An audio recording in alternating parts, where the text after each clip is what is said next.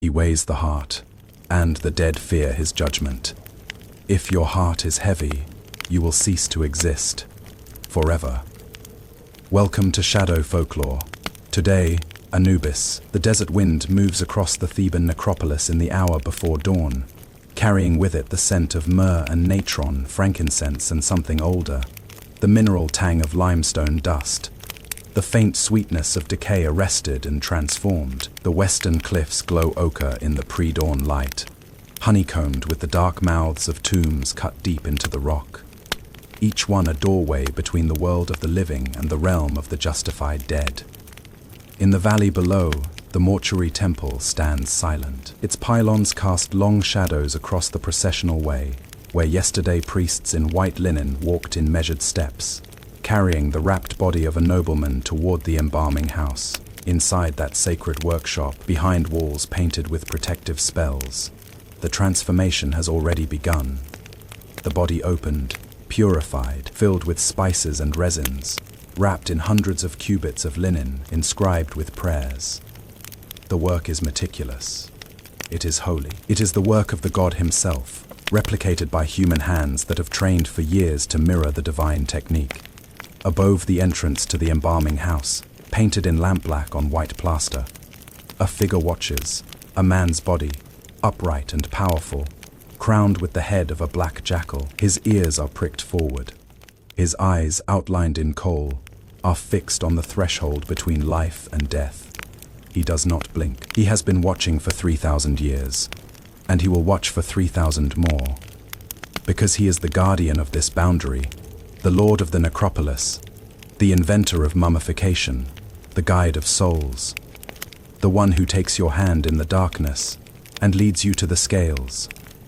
His name is Inpu in the ancient Egyptian tongue. The Greeks would call him Anubis, and he weighs the heart.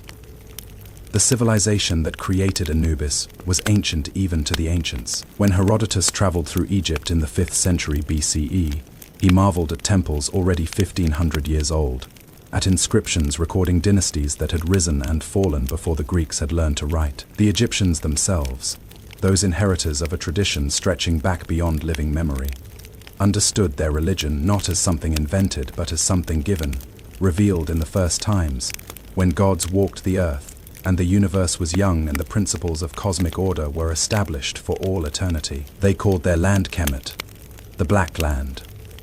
After the rich dark silt deposited by the annual flooding of the Nile, a narrow ribbon of fertility bordered on both sides by the Deshret, the Red Land, the vast and pitiless desert that stretched away to horizons where nothing lived and nothing grew. This geography shaped everything: the rhythm of the agricultural calendar, the architecture of the temples, and most profoundly, the theology of death and resurrection. The Nile flooded, bringing life. The Nile receded, and the land died. The Nile flooded again, and what was dead returned. This cycle, death, transformation, rebirth, was not merely observed but cosmically enacted, written into the very structure of existence. The Egyptian language evolved over millennia, from the hieroglyphic inscriptions of the Old Kingdom pyramids through Middle Egyptian, the classical language of literature and religious texts to the late Egyptian of the New Kingdom, and finally to Demotic and Coptic. But the core religious vocabulary remained remarkably stable: Ka and Ba and Ak, the multiple components of the soul; Ma'at, the cosmic principle of truth, justice, and order; Isfet, the chaos that constantly threatened to overwhelm creation; Duat, the underworld, the hidden realm through which the sun god traveled each night, and through which every soul must pass. Their cities rose along the Nile: Memphis, the ancient capital in the north, where the Temple of Ptah stood, and where the great pyramids of Giza would be built; Thebes in the south, with its vast temple complexes at Karnak and Luxor, its Valley of the Kings carved into the western cliffs; Abydos, the most sacred site of Osiris, where pilgrims came to touch the tomb of the god; Heliopolis, the city of the sun, where the Ennead, the 9 primary creator gods, were worshipped; and everywhere, at the margins of every settlement, where the cultivated land met the desert, where the living world ended, and the realm of the dead began, the necropolises, the cities of the dead, with their mastabas and pyramids and rock-cut tombs, their embalming houses and funerary temples, their walls covered in spells to protect and guide the deceased. Into this landscape of life and death, flood and drought, black soil and red sand, the figure of Anubis emerged in the earliest dynasties, perhaps even in the predynastic period, before Egypt was unified, when jackals prowled the burial grounds at the desert's edge, and the dead were wrapped in reed mats and laid in shallow graves. By the time of the Old Kingdom, when the great pyramids were being built, and the pyramid texts were being carved inside royal burial chambers, Anubis had already been established as the lord of the necropolis, the guardian of tombs, the god who presided over the mysteries of embalming and the safe passage of the soul into the afterlife. The Egyptian cosmos was not in its classical formulation, a cosmos of absolute good versus absolute evil, light versus darkness, salvation versus damnation. It was a cosmos of balance, Ma'at holding back Isfet, order maintaining itself against the constant encroachment of chaos. Every moral act, every ritual correctly performed, every truth spoken strengthened Ma'at. Every lie, every act of cruelty or greed, every neglect of duty weakened it. And the heart, the IB, was understood not merely as the organ that pumped blood, but as the seat of consciousness, emotion, memory, and moral character.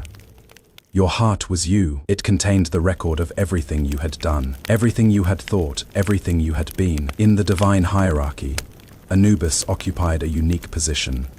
He was not a creator god like Atum or Ptah, not a cosmic sustainer like Ra, not a king of the underworld like Osiris would later become. He was something more intimate and more essential, the psychopomp, the guide of souls, the one who knew the pathways through the duat and could lead you safely past the demons and the lakes of fire, the serpents and the gates guarded by knife-wielding deities. He was the patron of embalmers, the inventor of the techniques that would preserve your body so that your K, your life force, could recognize it and return to it. He was the guardian who stood watch over your tomb, the one who would protect your mummy from desecration and your bar, your personality, your individual selfhood, from being destroyed. And in the most crucial moment of your entire existence, the moment when you stood before the scales in the Hall of Two Truths, and your fitness for eternal life was determined, Anubis would be there, not as judge, but as facilitator,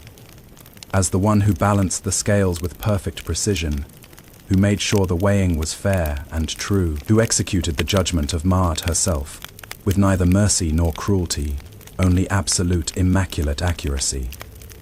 The Egyptians did not worship death. They worshipped the possibility of life after death, but only if you deserved it. The afterlife was not guaranteed. It was not a gift freely given.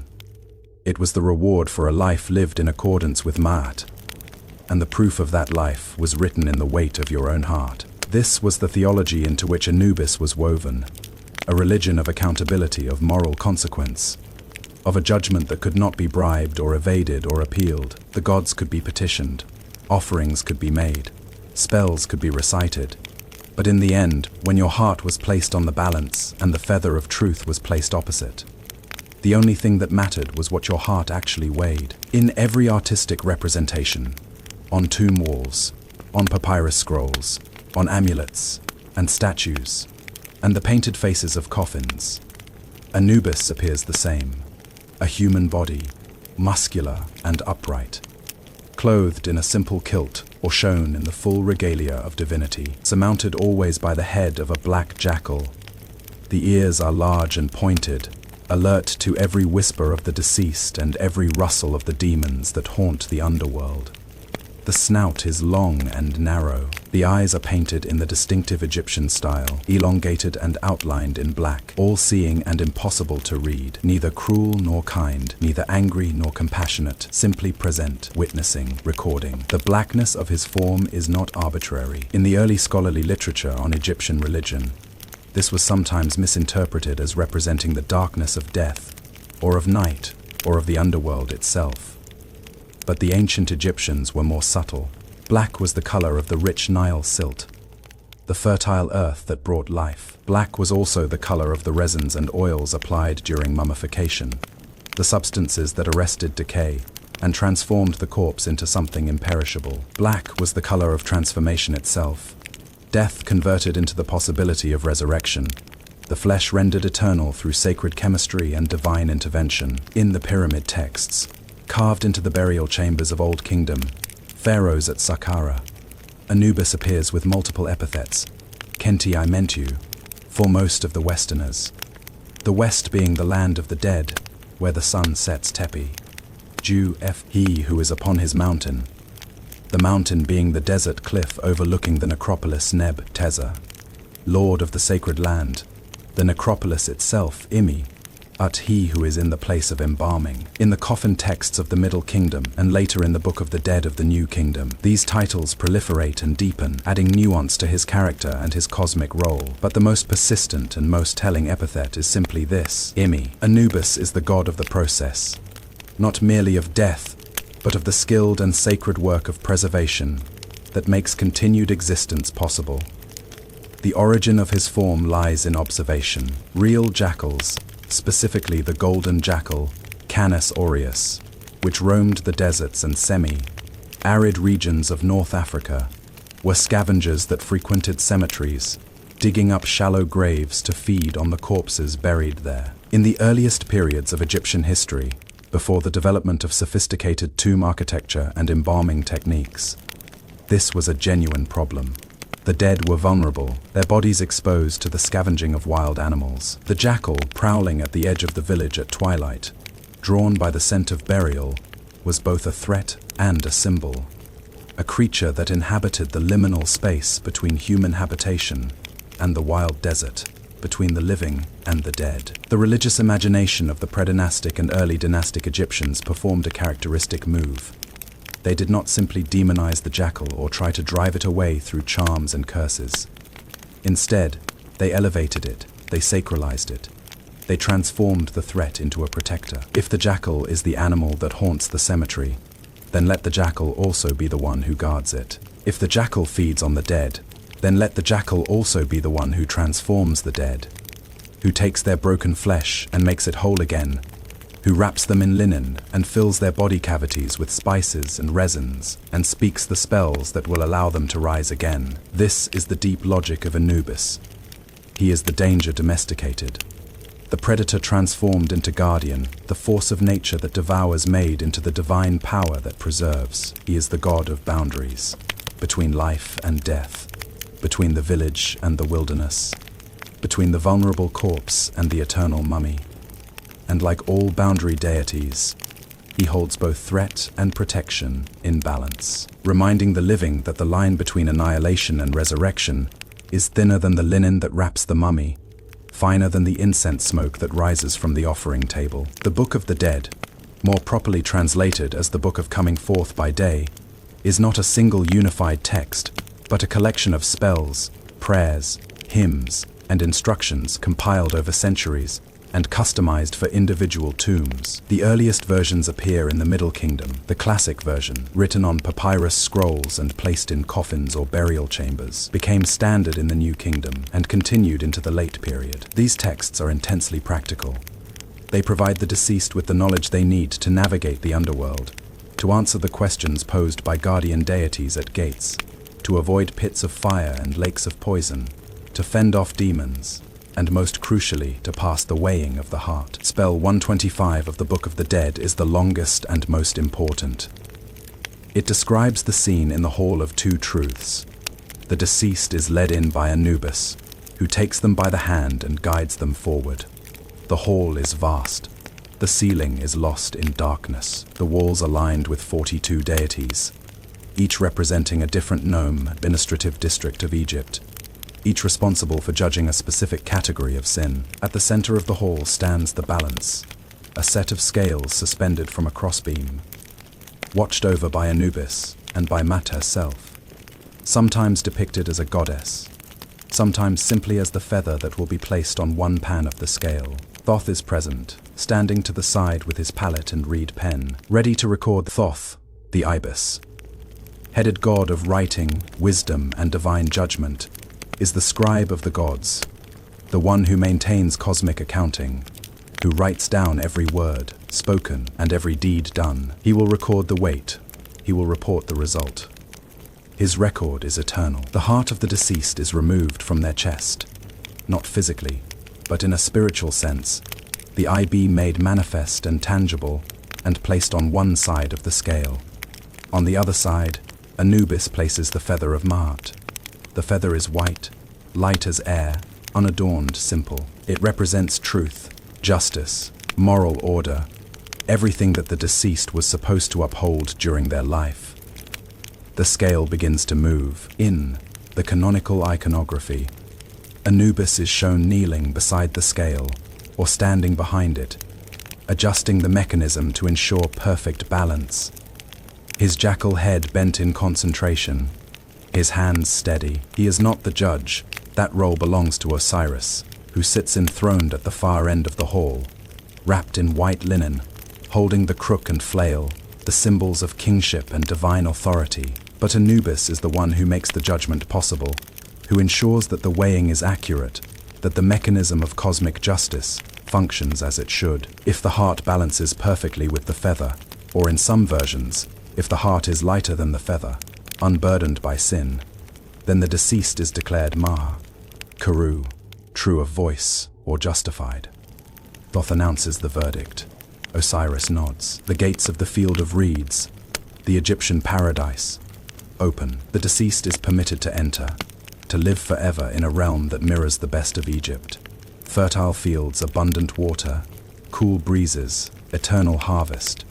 Family reunited, all pain and hunger and fear abolished forever. But if the heart is heavy, weighed down by murder, theft, adultery, blasphemy, cruelty, dishonesty, greed, arrogance, neglect of the gods, failure to uphold Ma'at, then the scale tips, the heart sinks, the feather rises, and in that moment, before Osiris can even pronounce judgment, a creature moves from the shadows beneath the throne.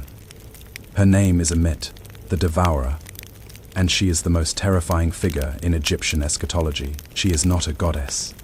She is never worshipped, never offered to, never invoked in prayer.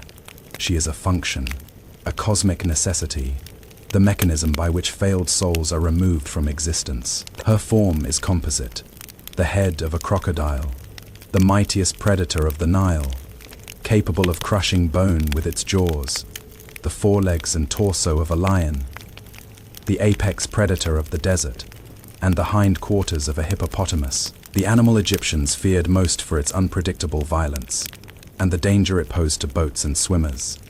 She is every predator combined, waiting patiently beside the scales, her mouth open ready. When the heart is condemned, Anubis takes it from the scale and casts it to Ammit. She devours it immediately. The heart is destroyed, and with the heart, the seat of identity, memory, personality, the vessel of the Ba and the anchor of the Ka, the entire person ceases to exist.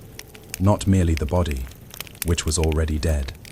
Not merely the soul, which might have lived forever. The person themselves, the essential self, the you that was you, erased, annihilated, cast into non-existence. This is the second death. Spell 175 of the Book of the Dead calls it dying again, a fate worse than any torment because it is absolute cessation, the negation of selfhood itself. There is no hell of eternal torment in classical Egyptian theology, no lake of fire where the damned writhe forever. There is simply non-being. You are unmade. You never were. The universe closes over the space where you existed and continues without you, and no one will remember your name. The dead feared this more than anything. The elaborate rituals, the expensive mummifications, the tomb goods and offering tables, the prayers and amulets and spells. All of it was aimed at this single moment, this single test. The weighing of the heart was not symbolic. It was not metaphorical. In the Egyptian religious imagination, it was absolutely real as the grain weighed in the marketplace, or the gold weighed in the temple treasury, and the consequences were eternal. Before the weighing could even begin, the deceased had to pass another test. The recitation of the negative confession, also called the Declaration of Innocence. Standing before the 42 judge deities, the soul had to deny, one by one, a comprehensive list of sins. Each judge was responsible for one specific transgression, and the deceased had to address each by name, declaring that they had not committed that particular sin. The list, preserved in Spell 125, is remarkably detailed and morally sophisticated. I have not committed murder. I have not stolen. I have not told lies. I have not carried away food. I have not uttered evil words. I have not attacked anyone. I have not killed sacred animals. I have not damaged the grain supply. I have not committed adultery. I have not caused anyone to weep. I have not felt sorrow without justification. I have not acted with violence. I have not stirred up strife.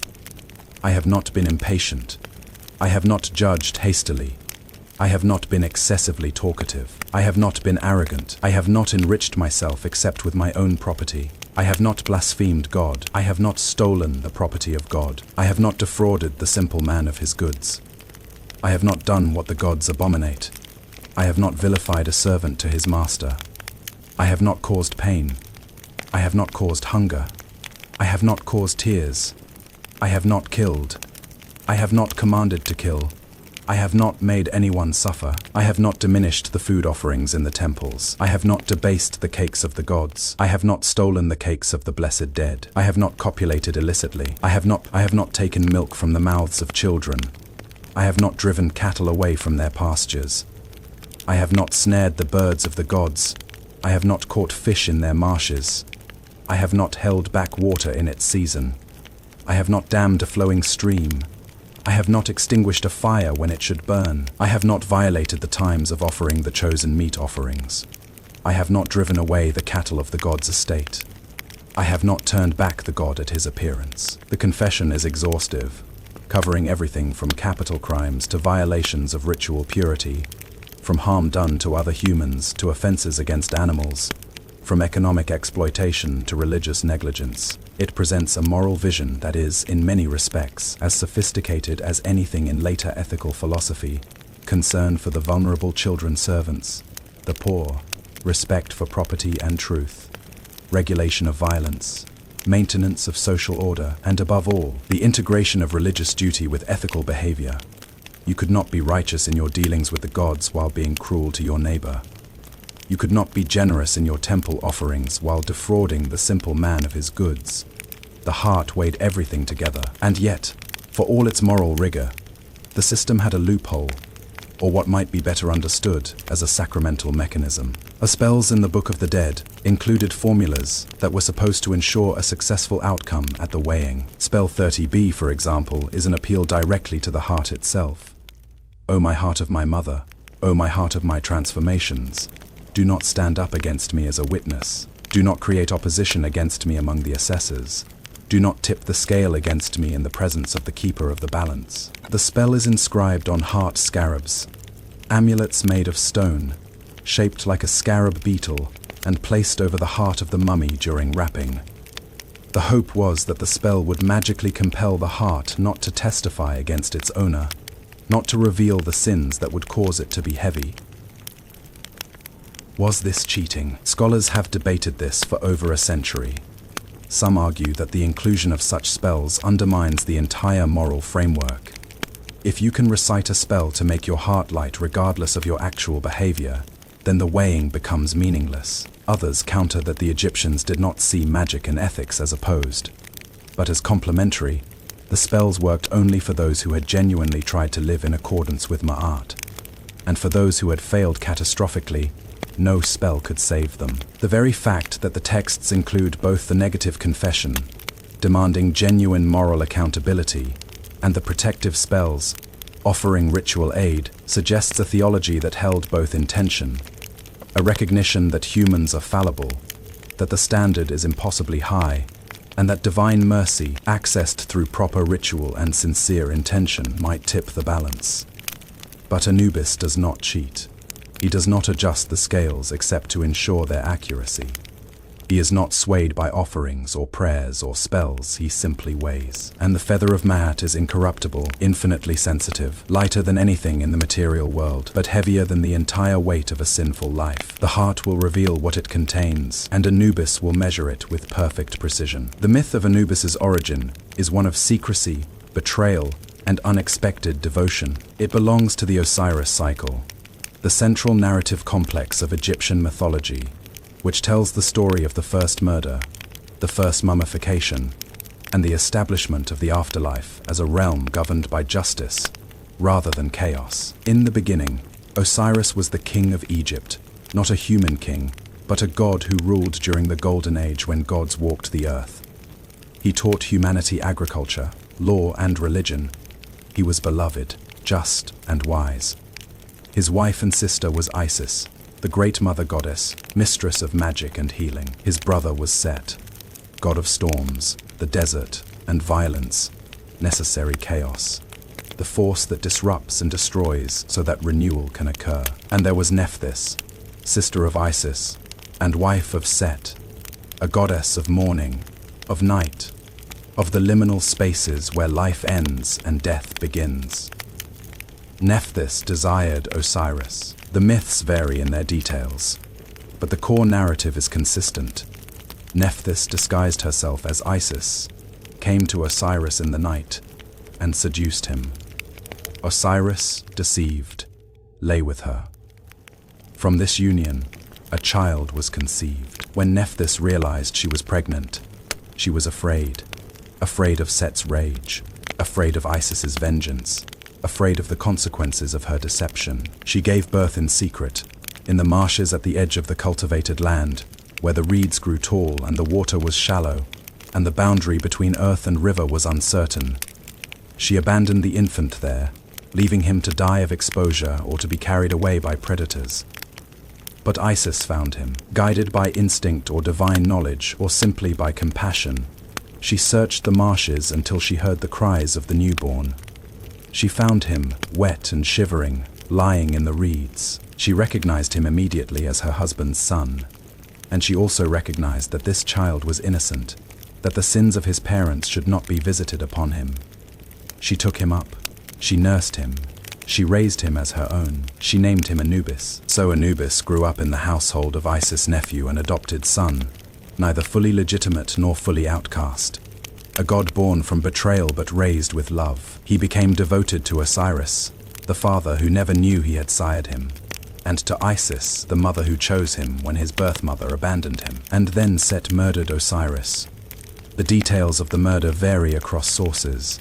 In some versions, Set tricked Osiris into lying down in a beautifully crafted chest, then sealed it and cast it into the Nile. In others, Set simply ambushed and killed his brother outright. But the most horrific version, the one that matters for the myth of Anubis, involves dismemberment. Set killed Osiris, cut his body into 14 pieces, or 42, depending on the source, and scattered them across Egypt, so that the body could never be reassembled, so that Osiris could never be properly buried, so that his soul would wander forever, homeless and helpless. Isis was stricken with grief. She searched the length and breadth of Egypt, traveling from the delta to the first cataract, combing the marshes and the desert, looking for the pieces of her husband's body. And Anubis went with her. The young god, grown now to adulthood, devoted himself entirely to this task, using his knowledge of the liminal places, the deserts, the cemeteries, the wild lands where corpses were left to rot, to track down the scattered remains. One by one, they found the pieces. One by one, Anubis carried them back, carefully wrapped in linen, preserving them as best he could. And when all the pieces had been recovered, except for the phallus, which in most versions had been eaten by fish, Anubis laid them out in the proper order, reassembling the body of Osiris. But the body was still dead. It was whole, but it was not alive. Osiris could not return to the land of the living. Something more was needed. And so Anubis invented mummification. Guided by instinct or divine inspiration, he began the process that would become the sacred art of preservation. He washed the body with water from the Nile. He anointed it with oils and perfumes. He removed the internal organs except for the heart, which was left in place as the seat of the soul, and placed them in canopic jars, each protected by a different deity. He packed the body cavity with natron, the natural salt that would draw out moisture and prevent decay. He wrapped the body in hundreds of cubits of linen, each layer carefully placed. each bandage inscribed with protective spells.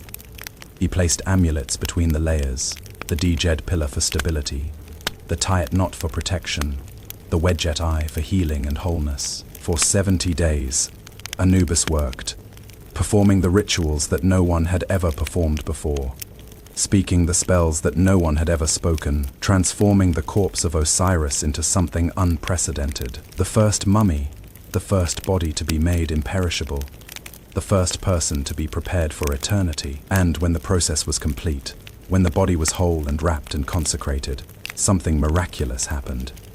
Osiris stirred. His eyes opened. His chest rose with breath.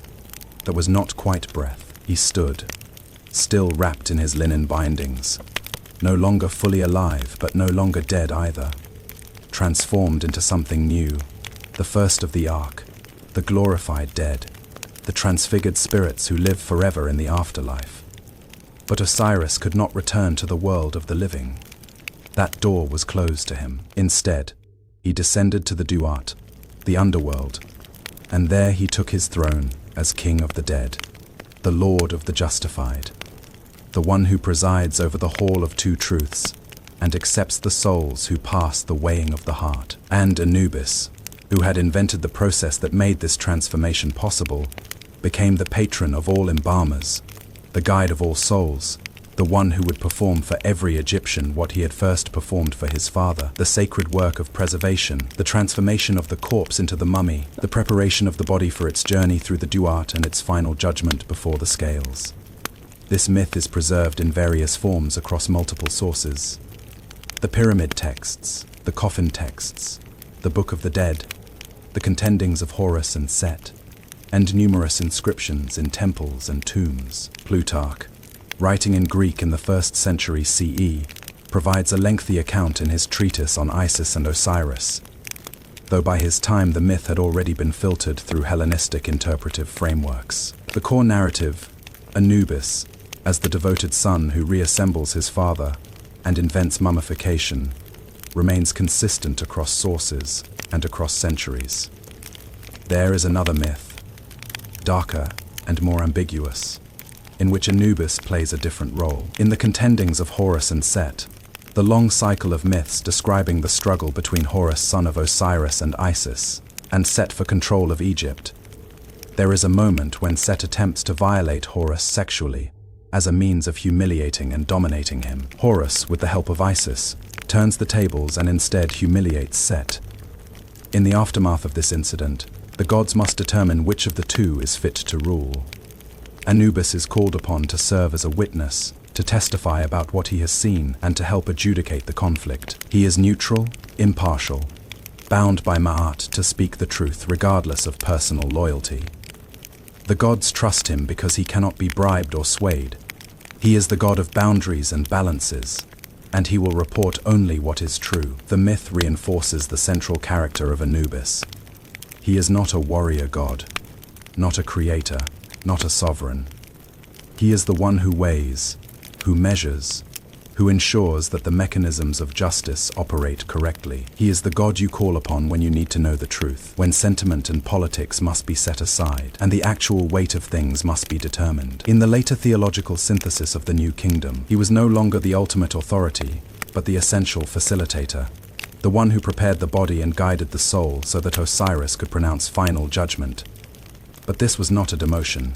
It was a recognition that the process of death and resurrection required multiple stages, multiple actors, each performing their specific function. Anubis became even more indispensable precisely because he was not trying to be everything. He was simply perfectly the God who knew the way through death, and the way through death began with the body.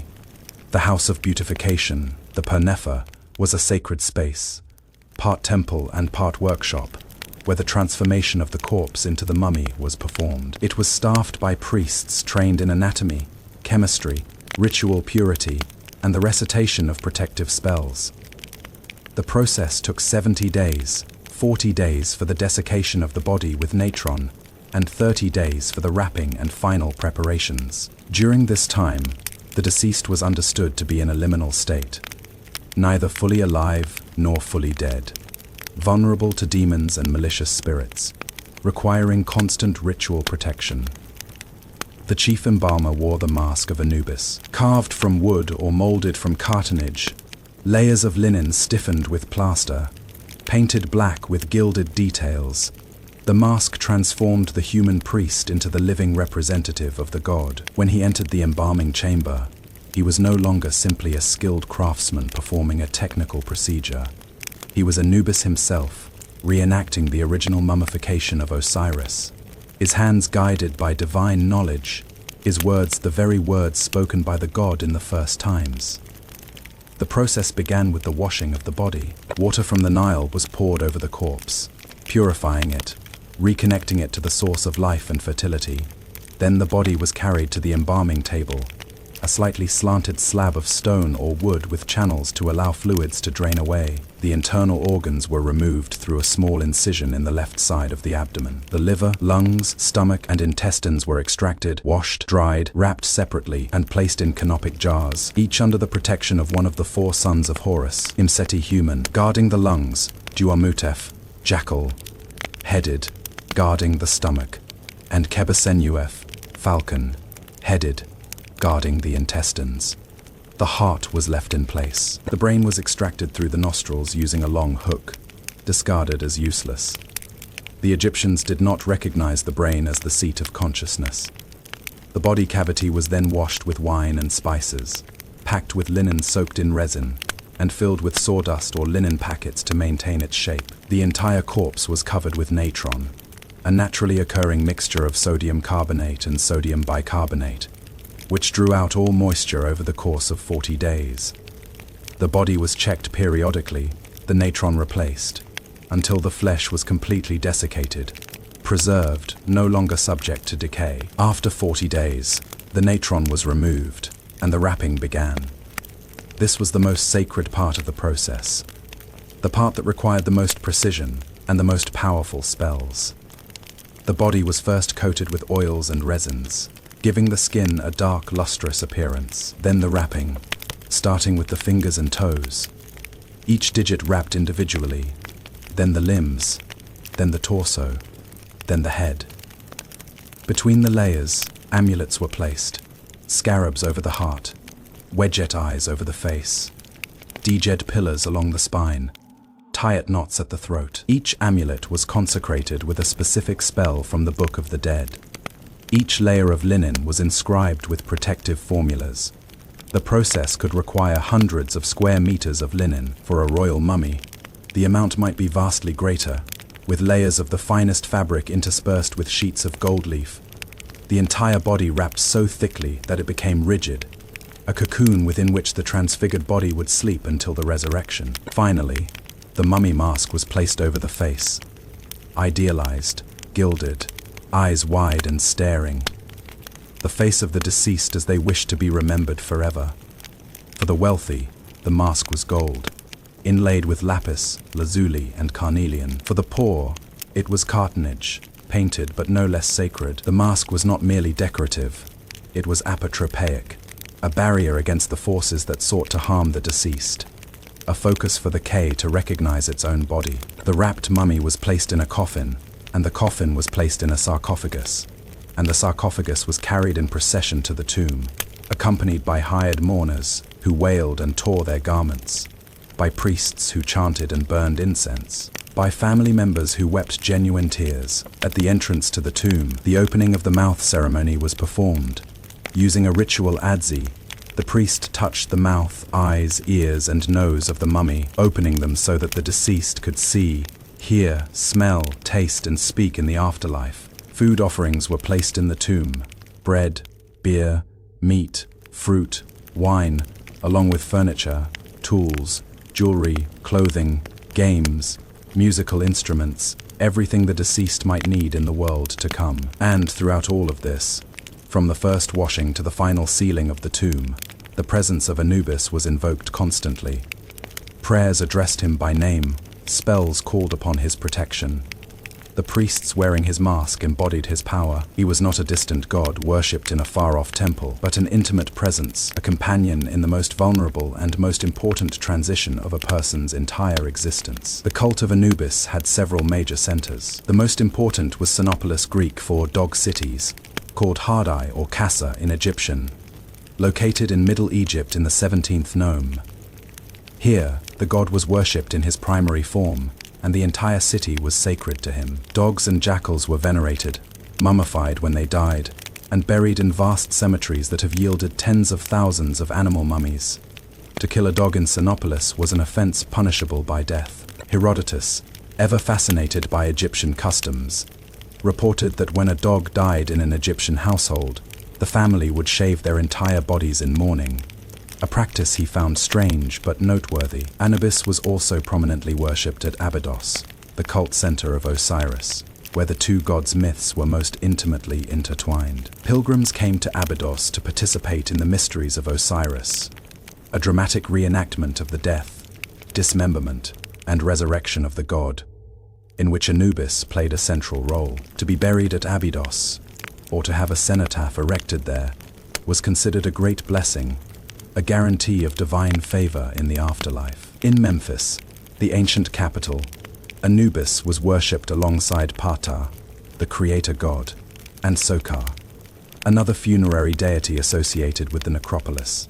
The three were sometimes conflated or understood as different aspects of the same divine principle. The vast necropolis at Saqqara, with its step pyramids, mastabas, and later tombs, was under Anubis's protection, and priests performed daily rituals at his shrines, offering incense, bread, and libations. The festival calendar included specific days sacred to Anubis. These were marked by processions, offerings, and rituals performed at his temples and at cemeteries. The priesthood of Anubis was a specialized vocation, requiring years of training not only in the technical skills of embalming, but also in the theological knowledge necessary to perform the rituals correctly. An embalmer priest was called an Heri-Seshta, master of secrets, and the secrets they guarded were literal.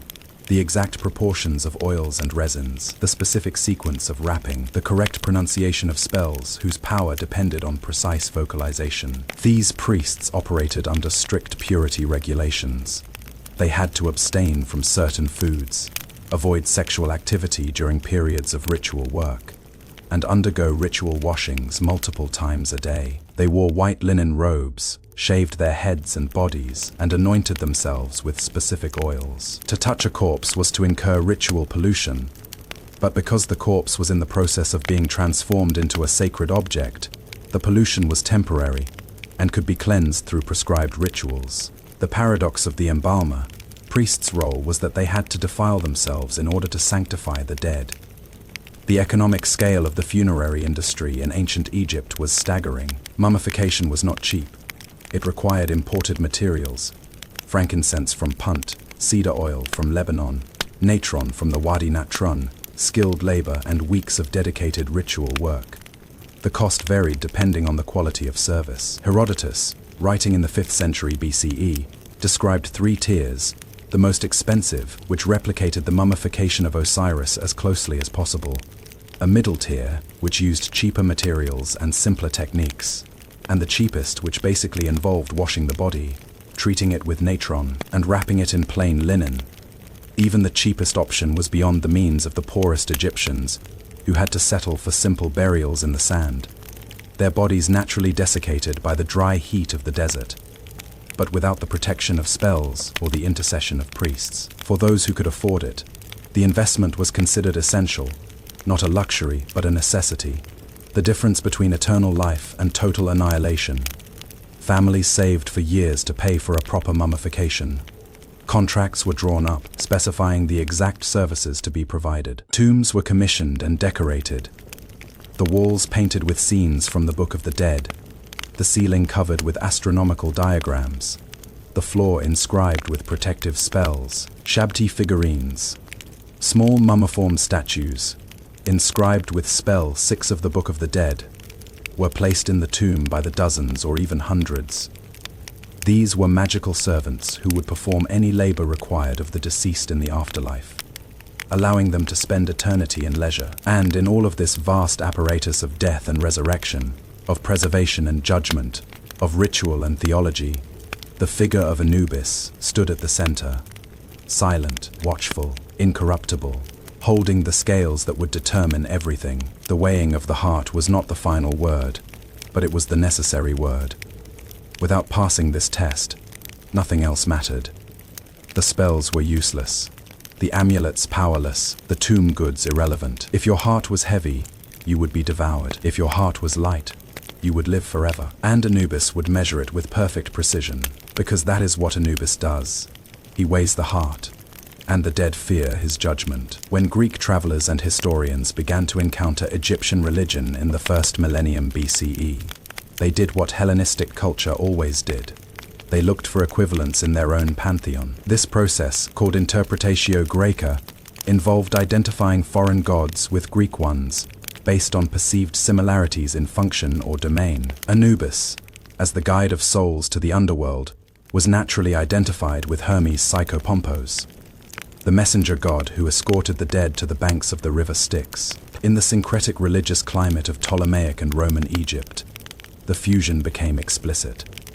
The composite deity Hermanubis, depicted with the winged sandals and caduceus of Hermes, but the black jackal head of Anubis, worshipped in temples that blended Greek and Egyptian architectural styles, invoked in spells written in Greek, but using Egyptian magical formulas. Plutarch in his Deicide Etosiride, on Isis and Osiris, written around 100 CE, provides one of the most detailed Greek accounts of Egyptian mythology. He identifies Anubis as the son of Osiris and Nephthys, recounts the myth of the mummification of Osiris, and interprets Anubis as a border deity, a god of twilight, of thresholds, of the space between day and night, life and death, the visible and the invisible. Plutarch was writing for a Greek-speaking audience, and his interpretations are filtered through Platonic philosophy and Stoic ethics.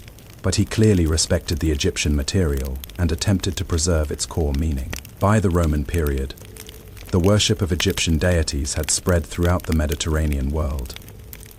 The cult of Isis became one of the most popular religions in the Roman Empire, with temples in Rome, Athens, Pompeii, and even as far north as Britain and Germany. Osiris and Anubis accompanied Isis in these temples, though their roles were often simplified or reinterpreted for non-Egyptian audiences. Anubis, in particular, was understood primarily as the guardian of the dead and the guide of souls. His more complex theological significance, as the wager of hearts and patron of embalmers, less emphasized. When Christianity became the dominant religion of the Roman Empire in the 4th century CE, the ancient Egyptian religion faced systematic suppression. The Edict of Thessalonica, in 380 CE, issued by Emperor Theodosius, I declared Nicene Christianity the official state religion and prohibited the worship of pagan gods. Temples were closed, statues destroyed, priesthoods disbanded. The last known hieroglyphic inscription was carved in 394 CE at the Temple of Philae. After that, the ability to read the ancient script was lost, and with it, direct access to the original theological texts. Christian writers of the late antique period generally treated the Egyptian gods as demons or as deluded misinterpretations of the true god. Anubis, with his animal head and his association with death and the underworld, was particularly easy to demonize. The imagery was too close to Christian depictions of devils and infernal spirits. Some early Christian texts explicitly identified Anubis as a demon, a servant of Satan who deceived the Egyptians into worshipping false gods. But in the Egyptian Christian tradition, the Coptic language is the direct descendant of ancient Egyptian, written in a modified Greek alphabet supplemented with a few characters from Demotic. Coptic Christians preserved certain aspects of Pharaonic culture, even as they rejected the old gods: the veneration of the Nile, the respect for ancestors, the concern for proper burial, the belief in a final judgment where the soul would be weighed. The Coptic Book of the Resurrection of Christ by Bartholomew, the Apostle, a Gnostic text from the 4th or 5th century, includes imagery that seems to echo the weighing of the heart. Though now it is the Archangel Michael who holds the scales, and it is Christ who judges the soul. The medieval period in Europe knew Egypt primarily through classical sources: Herodotus, Plutarch, Diodorus Siculus, and through the Bible, where Egypt appears as the land of bondage, the place of the 10 plagues, the great enemy of Israel. Anubis, when he was remembered at all, was a curiosity, a strange half-animal god from a dead religion. His theological significance incomprehensible to a culture that had no context for understanding Egyptian concepts like Ma'at, or the multiple components of the soul. The Renaissance brought renewed interest in ancient Egypt, but it was primarily focused on Hermeticism, the occult tradition attributed to Hermes Trismegistus, a syncretic figure combining Hermes and the Egyptian god Thoth, which claimed to preserve ancient Egyptian wisdom. The Corpus Hermeticum, actually written in Greek in the 2nd and 3rd centuries CE, was mistakenly believed to predate Plato and Moses, making it the oldest wisdom tradition in the world. Marsilio Fino translated it into Latin in 1471, and it became hugely influential in Renaissance philosophy and magic. Anubis does not feature prominently in the Hermetic texts, but the general fascination with Egyptian mystery religions created a cultural space in which the old gods could be remembered.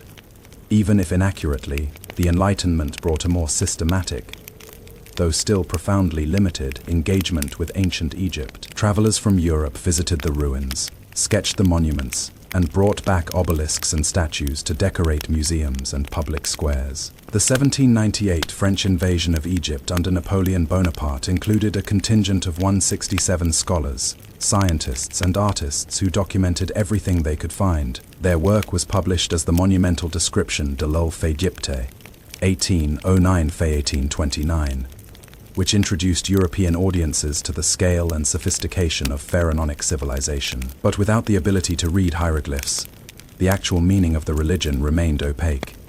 Everything changed in 1822 when Jean-François Champollion deciphered the Rosetta Stone, unlocking the hieroglyphic script for the first time in over 14 centuries. Suddenly, the original texts could be read, the temple inscriptions translated, the tomb autobiographies understood. The academic field of Egyptology was born, and with it, the possibility of engaging with ancient Egyptian religion on its own terms, rather than through the distorting lens of Greek and Roman interpretation. The great wave of Egyptology in the 19th and early 20th centuries, E.A. Wallace Budge, Adolf Ehrman, Kurt Sether, James Henry Breasted, produced the first comprehensive translations of the pyramid texts, the coffin texts, and the Book of the Dead. For the first time since antiquity, scholars could read the actual words spoken by the priests of Anubis, could understand the theological logic of the weighing of the heart, could see the internal coherence of a religious system that had been dismissed as primitive superstition. The discovery of Tutankhamun's tomb by Howard Carter in 1922 ignited a global fascination with ancient Egypt that has never entirely subsided. The tomb, found nearly intact, contained thousands of objects, including multiple representations of Anubis, a life-sized wooden statue of the god in his jackal form, lying on a gilded shrine, guarding the entrance to the treasury, Anubis painted on the walls, guiding the young king through the underworld, Anubis inscribed on amulets and canopic jars. Photographs of these objects circulated worldwide, and Anubis, for the first time in millennia, became a widely recognized figure in popular culture. By the mid-20th century, Egyptology had matured into a rigorous academic discipline, and scholars were producing increasingly sophisticated interpretations of Egyptian religion. Jan Assmann's work on Egyptian concepts of death and the afterlife, particularly his notion of connective justice, the idea that the weighing of the heart represents a form of ethical accountability that connects individual behavior to cosmic order, has been particularly influential. Assmann argues that the Egyptian concept of judgment represents one of the earliest and most sophisticated articulations of the idea that the universe has a moral structure, that right and wrong are not arbitrary, but are built into the fabric of reality itself, and that this structure can be known and must be respected. In the same period, the Kemetic Orthodox Church and other neo-pagan movements began to reconstruct ancient Egyptian religious practice, treating the old gods not as mythological figures from a dead past, but as living deities who can still be worshipped and invoked. For practitioners of these traditions, Anubis is not a symbol or a metaphor, but a real presence, a god who can be petitioned, honored, and experienced. Rituals are performed, offerings are made, prayers are spoken in reconstructed Middle Egyptian or in English, adapting ancient forms to contemporary contexts. The weighing of the heart is understood, not as a literal event after death, but as a metaphor for ongoing ethical self-examination, a call to constantly assess the weight of one's own actions and intentions. These reconstructionist movements are small, often dismissed by mainstream religious institutions, but they represent a genuine attempt to recover something that was lost, to re-establish a relationship with a divine figure who spoke to fundamental human concerns about death, judgment, and moral accountability, concerns that have not disappeared, simply because the culture that first articulated them has ended. The 20th century transformed Anubis from an obscure figure known only to Egyptologists into a ubiquitous presence in global popular culture. The 1932 film The Mummy, starring Boris Karloff, initiated a genre of Egyptian horror that has continued for nearly a century. In these films, the ancient gods, particularly Anubis, are presented as sources of supernatural terror, their powers reanimating the dead, cursing those who disturb the tombs, exacting vengeance on archaeologists and treasure hunters. The 1999 film The Mummy and its sequels made this imagery even more spectacular, with CGI, enhanced visions of the Egyptian underworld, vast armies of the undead, and Anubis appearing as a towering figure with a jackal head, guardian of the realm of death. These portrayals are, of course, deeply inaccurate from a theological perspective. The ancient Egyptians did not imagine Anubis as a monster or a villain. He was a protector, a guide, the one who ensured that the process of death and resurrection occurred correctly. The Hollywood version transforms him into something much more generic, a scary monster, god from an exotic ancient culture, stripping away the moral and cosmological sophistication of the original. But the films also did something significant. They made Anubis visually iconic. The image of the black jackal-headed figure standing in a torch-lit chamber became instantly recognizable worldwide. For many people, particularly in the West, these films were their first introduction to Egyptian mythology, and Anubis, however distorted, became the face of that mythology. In the realm of fantasy literature, Neil Gaiman's 2001 novel American Gods includes Anubis as one of its characters, an old god brought to America by Egyptian immigrants, now running a funeral home in Cairo, Illinois, with his partner Mr. Ibis, Thoth. Gaiman's Anubis is quiet, dignified, professional, still performing his ancient function of guiding souls to the afterlife, but in a modern context, wearing a suit instead of divine regalia, driving a hearse instead of walking through the duat. The character is treated with respect. Gaiman, who has written extensively about mythology, understands the original function of Anubis and preserves it even as he adapts it to a contemporary American setting. The novel portrays Anubis not as a relic or a curiosity, but as a god whose core function, escorting the dead, ensuring they receive proper care and judgment, remains relevant regardless of time or place. In video games, Anubis has become a standard character, particularly in games that draw on mythological pantheons. In Smite, a multiplayer online battle arena game, where players control gods from various world mythologies, Anubis is a playable character, a mage who wields death magic, his abilities themed around mummification, plagues, and the power to judge and destroy enemies. The game treats him as one deity among many, balanced for gameplay rather than theological accuracy. But the core iconography is preserved: the jackal head, the association with death, the power to determine who lives and who does not. Assassin's Creed Origins, set in Ptolemaic Egypt, includes Anubis as a boss encounter in a hallucinatory sequence, where the player character must face the god in combat. The game's depiction is visually stunning. Anubis appears as a massive figure, towering over the player, wielding supernatural power. But again, the theological nuance is lost.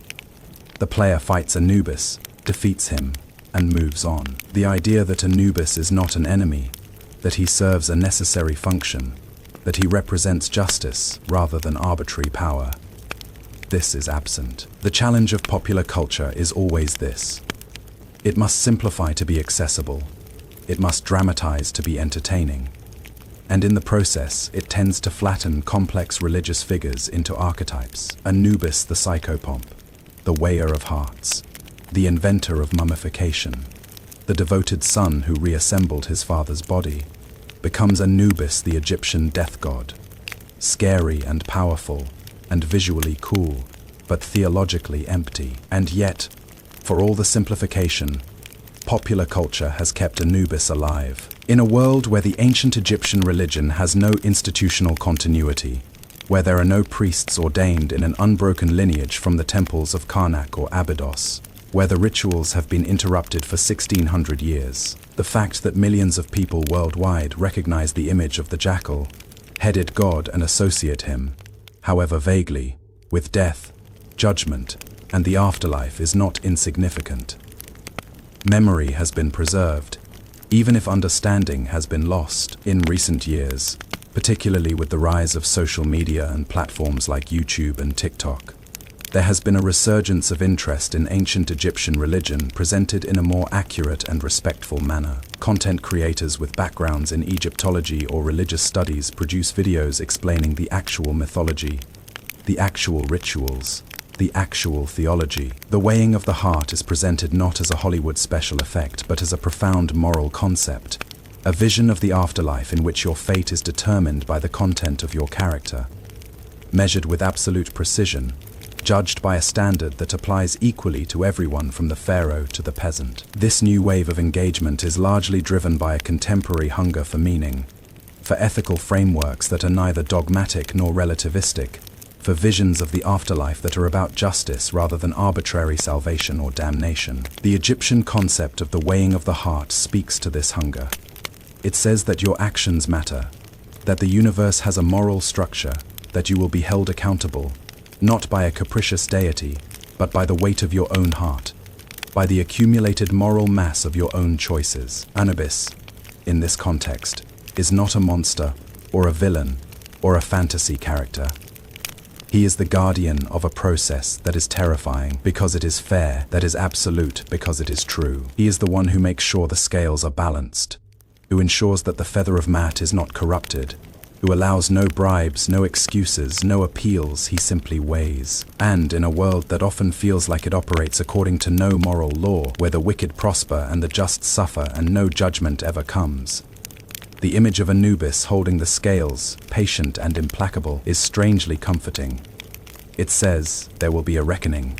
The heart will be weighed, and the weight will be true. In our contemporary moment, when discussions of death are often avoided or sanitized, when the funeral industry has professionalized and medicalized the process of dying, when the body is whisked away to be prepared by strangers in sterile facilities, the Egyptian engagement with death, intimate, ritualized, deeply theological, feels both alien and urgent. The Egyptians understood something we have largely forgotten: that death is not the end of relationship, that the care of the dead is a sacred duty, that the body matters even after the soul has departed. The mummification process was not simply a preservation technique. It was an act of love, an assertion that this person, this individual, with this specific face and these specific hands, matters enough to be made eternal, to be protected from decay, to be prepared for resurrection. The weighing of the heart was not an arbitrary test or a cruel trick. It was the logical conclusion of a worldview that insisted on moral accountability, that refused to separate ethics from cosmology, that understood Ma'at, truth, justice, cosmic order, as the foundational principle of existence itself. To live in accordance with Ma'at was to align yourself with the structure of reality. To violate Ma'at was to introduce chaos, to contribute to Isfet, to make your own heart heavy with the accumulated weight of your transgressions. And the judgment was not about belief or ritual correctness or membership in the right community. It was about the actual content of your life, the actual weight of your actions. The 42 negative confessions are not theological abstractions. They are concrete ethical demands. Do not murder, do not steal, do not lie, do not cause suffering, do not take what does not belong to you, do not abuse the vulnerable, do not disrupt the cosmic order. These are not arbitrary rules imposed by divine fiat. They are descriptions of the way reality works, of the moral architecture of the universe itself, in a contemporary context where ethical frameworks often seem either dogmatically rigid or hopelessly relativistic. The Egyptian model offers something different, a vision of justice that is both absolute and personal, both cosmic and intimate. The heart will be weighed, not your professed beliefs, not your social status, not your cleverness or your connections. The heart, the seat of your consciousness, the record of your choices, the accumulated moral weight of your entire life. And Anubis, the one who holds the scales, is not cruel. He is not capricious. He is simply true. He weighs what is there. The scales do not lie. The feather of martyrt is incorruptible. If your heart is heavy, it is because you made it heavy. If your heart is light, it is because you lived in a way that kept it light. This is terrifying. Yes, but it is also liberating. It says, you are responsible. Your choices matter. The universe is not indifferent to how you live. There is a structure, there is a standard, there is a judgment, and the judgment is fair. The modern fascination with Anubis, in films, in games, in books, in the reconstructed rituals of neo-pagan communities, is not simply nostalgia for an exotic ancient culture. It is a reaching towards something that contemporary religious and philosophical frameworks often struggle to articulate. A vision of death that takes it seriously, that does not dismiss it as merely biological cessation or promise easy consolation, but that insists death is the threshold to judgment, and judgment is the revelation of truth. What does your heart weigh? Not what do you believe? Not what did you say you believed? Not which community did you belong to? Which rituals did you perform? Which doctrines did you affirm? What does your heart actually weigh? Did you cause suffering or alleviate it? Did you tell the truth or did you lie? Did you take what was not yours or did you respect what belonged to others? Did you live in accordance with Ma'at, with truth, with justice, with the cosmic order that makes life possible? Or did you contribute to Isfet, to chaos, to the dissolution of order? Your heart knows. You cannot lie to your heart. You cannot bribe it, cannot argue with it, cannot appeal to extenuating circumstances or special pleading. It simply weighs what it weighs. And Anubis will measure it with perfect precision. If it is light, you will pass into the field of reeds, into eternal life, into the place where there is no more suffering or fear or death, where the harvest is always abundant, and the water is always sweet, and your loved ones are waiting for you. If it is heavy, you will be devoured. You will cease to exist. The universe will close over the place where you were and continue without you. This is the judgment.